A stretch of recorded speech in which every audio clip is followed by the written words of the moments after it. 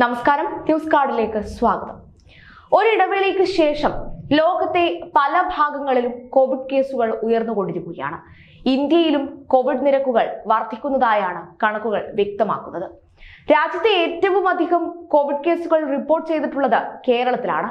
ഒമിക്രോണിന്റെ ഉപവകഭേദമായ JN1 ആണ് പലയിടങ്ങളിലും ഇപ്പോഴത്തെ വ്യാപനത്തിന് കാരണമായിരിക്കുന്നത്. പുതിയ വകഭേദം വ്യാപിക്കുമ്പോൾ ആശങ്കപ്പെടുകയല്ല, കരുതൽ കൈവിടാതിരിക്കുകയാണ് വേണ്ടത്. രാജ്യത്തിന്റെ പല ഭാഗങ്ങളിലും പുതിയ കോവിഡ് വകഭേദമായ JN1 ബാധ റിപ്പോർട്ട് ചെയ്യപ്പെടുന്നുണ്ടെന്നും ലക്ഷണങ്ങൾ കാര്യമായി പ്രകടമല്ല എന്നതുമാണ് റിപ്പോർട്ടുകൾ ഉള്ളത്. കോവിഡിന്റെ ഇത്തരത്തിലുള്ള മാറ്റങ്ങൾ തുടർന്നുകൊണ്ടിരിക്കുകയാണെന്നാണ് നേരത്തെ മുതൽ പറയുന്നത്.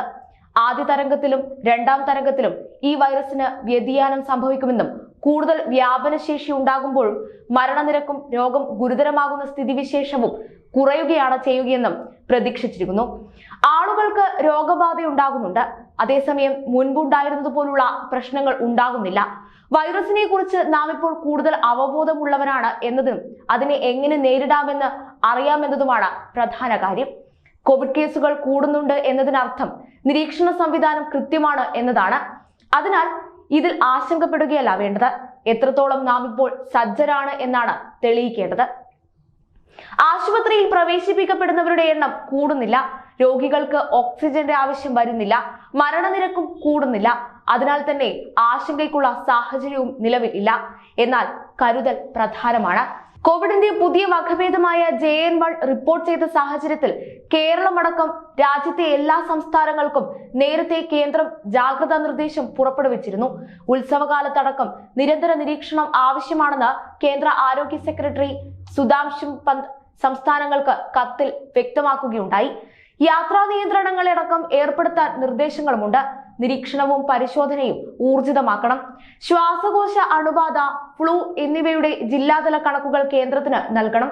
മാസ്ക്, സാമൂഹിക അകലം പാലിക്കൽ, ആൾക്കൂട്ടം ഒഴിവാക്കൽ എന്നീ പ്രതിരോധ മാർഗങ്ങൾ അവലംബിക്കണമെന്നും കത്തിൽ നിർദ്ദേശിച്ചിരുന്നു.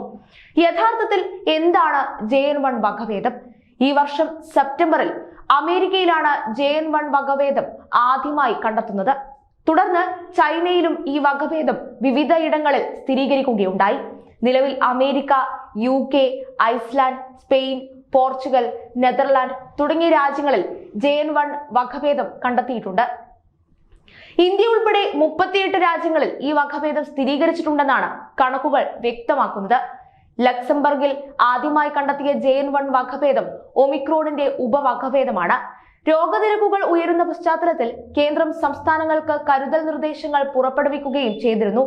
എന്തെല്ലാമാണ് ശ്രദ്ധിക്കേണ്ട ലക്ഷണങ്ങൾ?